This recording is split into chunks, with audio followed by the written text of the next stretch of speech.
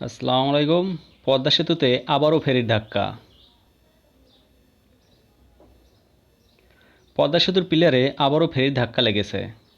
শুক্রবার সকাল 7:45টার দিকে সেতুর 10 নম্বর পিলারে ধাক্কা দেয় ফেরি কাকলি। বাংলাবাজার ঘাট থেকে মুন্সিগঞ্জের শিমুলিয়া আসার পথে এই ঘটনা ঘটে বলে নিশ্চিত ফেরিচালক মোহাম্মদ বাদল হোসেন।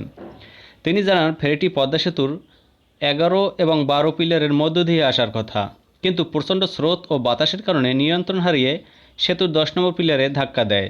এতে ফেরিটির পার্শ্বের একটু ক্ষতি হয়।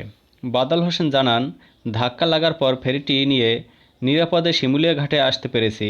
কোনো হতাহতের ঘটনা ঘটেনি।